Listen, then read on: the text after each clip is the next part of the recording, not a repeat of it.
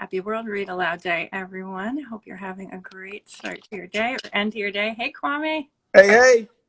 How you doing? Good. How are you? Good. Happy World Read Aloud Day. Happy World Read Aloud Day, world. Whoop, whoop, whoop. It's happening. Woo! So are you in London right now? No, I'm in Virginia. Okay. Where are you? I'm in Brooklyn. Cool. It's very snowy here. Very beautiful. Right. But, same here. Yeah. Glad that we're not in Times Square today doing an outdoor read aloud. We're not on the Clifford bus. Yeah, that's true. No bus. That would be a challenge in the weather too. But it was fun times, right? Once again, exactly. We'll ride. Exactly. This is World Read Aloud Day number 11? 12. 12. Yeah. The 12 days of World Read Aloud Day. Exactly. On the first day of Read Aloud, my true love read to me. Well. The undefeated. Yeah. Well, and remember this off of your cell phone. First World Read Aloud Day. The first one. Kwame read a draft of this book off of his BlackBerry, if off that my BlackBerry. dates it. Yep. And then I got a book deal. I think I was sitting in the car with you and Pam Allen when I got the call that I got the book deal for my first children's picture book. Yeah. Incredible. Amazing. Well, amazing. I love you. You're such an amazing, perfect example of just getting your stories out there before the publishers were ready. You made it happen. And then they caught up eventually, right? Hey, look, we got to believe in our stories. Our stories matter. Absolutely. Like, it's not about whether they get published or whether someone thinks they matter. We have to believe they matter because they do. Absolutely. We got to write our story. Exactly. Yeah, we're really trying to emphasize that this year. I mean, we always talk about it with World Read Aloud Day, but it's so more important than ever right now, right? Absolutely. Yeah. So what are we doing? Are we reading something today? Are we just talking? Yeah, just whatever we want. I mean, if you wanted to read some of your Muhammad Ali book, that would be great. Did you read it aloud on the Today Show earlier? Oh yeah, I did. I recited a poem by Langston Hughes. I've been scarred and battered. My hopes the wind done scattered. Snow has frizzed me. Sun has baked me.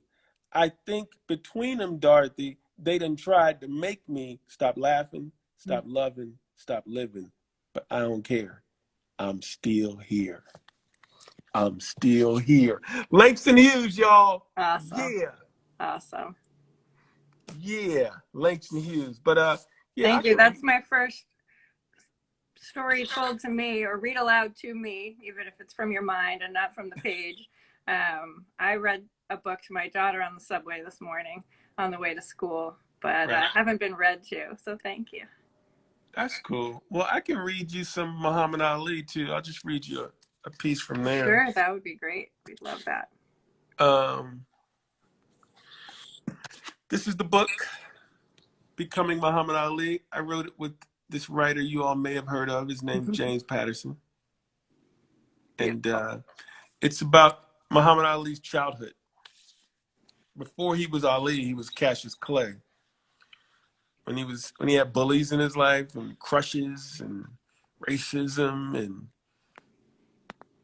pie and ice cream and best friends and a lot of deep feelings about storytelling and school and stuff like that too. Yeah, he wasn't that great in school. He was smart. Yeah. But he was dyslexic. Yeah. It hadn't been diagnosed because they didn't diagnose it. But this is a piece I love reading because it really has his rhythm and sort of cadence. When I was researching this book, I went to Louisville, where he was born and raised. And I went to the Pink House where he grew up, which is now like a historic landmark. Awesome. But it was closed down. So I couldn't get in, but I walked around the house, peeked in the windows. Got the vibe. I was trespassing, Dorothy. Sometimes that's how you have to do research, right? You So can tell that so much research went into this book. It's beautiful.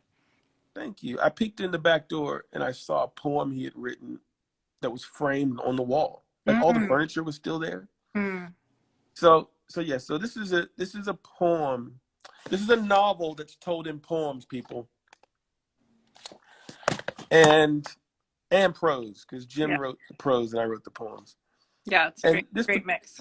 this particular piece is about when he was 12 and he had just had his first boxing match and he won, and he was going around the neighborhood promoting his second boxing match by knocking on neighbors' doors and Mm. bragging about himself. Sort of how I envisioned him Yeah, doing that. yeah. The name's Cassius Clay, and I'm gearing to fight. My next foe may bark, but I'm sure gonna bite. If he comes in grinning like he's having fun, I'll wipe off that smile and beat him in one. If he tries to stick me like Elmer's glue, I'll turn up the heat and sting him in two. Tell all your friends, best bet on me, because ain't no way he's lasting for three. It's kind of cool, right? Awesome. Yeah, I'm loving reading it. Yeah, there's a couple poems in here that I really love. Like the last poem in the book is a special poem to me.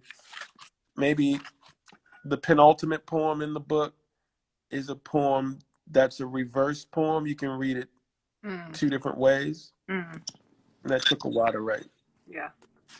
But I wanted to share sort of how he became the greatest. One of my favorite quotes is, I am the greatest not because I am better than anyone, but because no one is better than me. Mm. Yeah. Letting go of the scarcity mindset, right? Right. The scarcity mindset. I'm going to borrow that. Yeah. Yeah. It's not the way to be. So are people all around the world reading aloud right now? Absolutely. Some places World Read Aloud Day is almost over, or maybe even over by now, which is kind of wild to think about because the time zones span like 47 hours or something like that. So, Wow.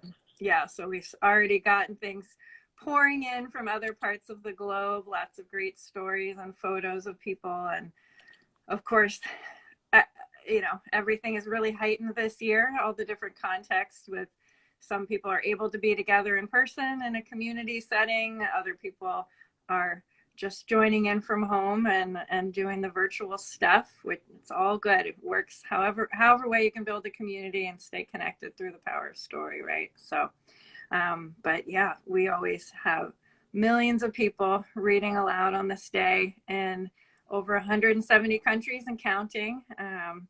Wow. And all started just as as you were there reading your draft off of your BlackBerry, just very Yep. grassroots, like you publishing your own work.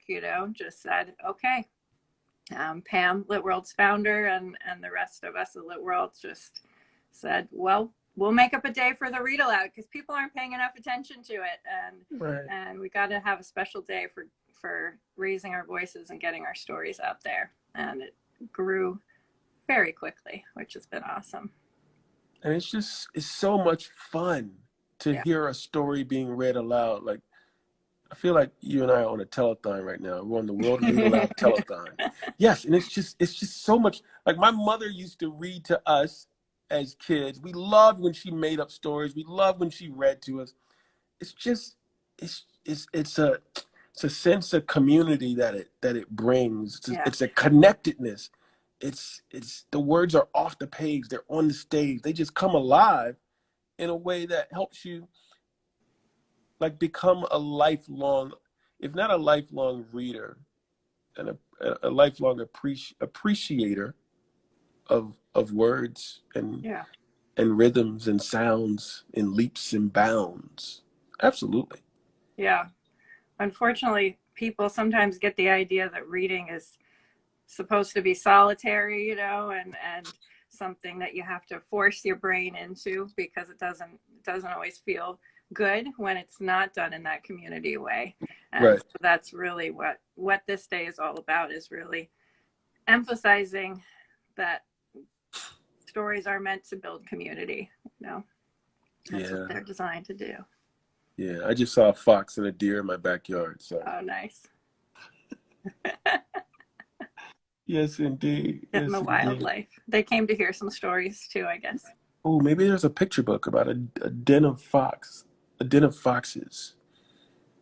who are sitting around the fireside listening to a story. I can picture it. Hey, two books that I've written have their origins at Lit World, so don't Yeah. say it. Yeah, there could Because be not many only more, Acoustic right? Rooster, Yep. but Yeah, I have what's the other one? Do you remember the other one? yeah, I've got it here. Boom. How to Read a Book. All right. Funny story about that one, y'all. Here's a funny story about how to read a book. In 2011, 11. Pam asked me to write a poem for the Daily News to celebrate and document World Read Aloud Day. So I wrote 3 poems because I'm sort of obsessive anal like that. And one of them I loved. And the other one I sort of liked. And the third one was like, yeah, this will just be one that I sent her. She chose the one that I was like, yeah, that's the one she chose.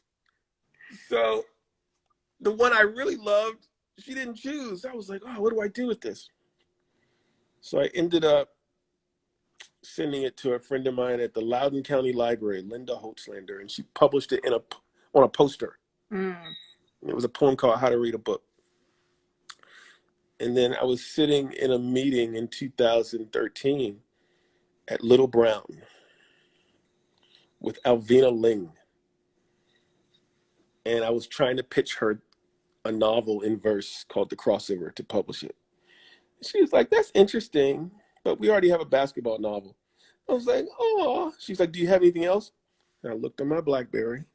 Yeah. I was like, yeah, I got a poem I wrote called How to Read a Book. And I read it to her. She's like, that's beautiful. That's a picture book. She said, we can't publish it, but it's a picture book. And then, 6 years later, it's a picture book. Yeah. Illustrated by Melissa Sweet. It's gorgeous. And it started with Pam in Lit World and World Read Aloud Day. World Read Aloud Day is just a big part of my life. And the cool thing is there's now going to be two sequels. There's a book called How to Sing a Song. Wow. And you know who I wrote that with, right, Dorothy? Tell me. Randy. Of course. Of course. Yes. I wrote it with my guitar playing best friend, Randy. And then I have another book called How to Write a Poem.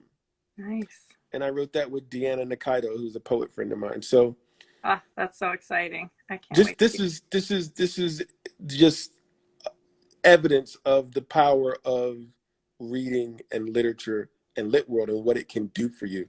Like this has done wonders for my writerly life. Well, thank you. We're grateful to be a part of your story and to have you as a part of ours. So everybody click the link below and send your donations in. Exactly. I don't know if there's a link below. The below. telethon continues. Go to litworld.org and you can donate to Lit World to support other writers, readers, kids, teachers, educators, initiatives and projects that we're doing all around the world. I also went to Ghana and did some work for Lit World. Yeah, you were supposed to go to Kenya last year, right? I was. Yeah, hopefully then the world shut down. Next time. Yeah. So, happy World Read Aloud Day to you.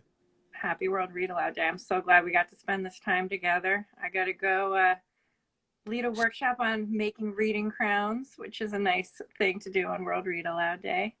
Very cool. Yeah, really, really happy that we got to do this. Thank you for everything, Kwame. Thank you, Dorothy, and I look forward to seeing you when the world opens back up. Hello to everyone. Absolutely. Thank you all for tuning in. It's great to see you on here today. Have a great day, everyone.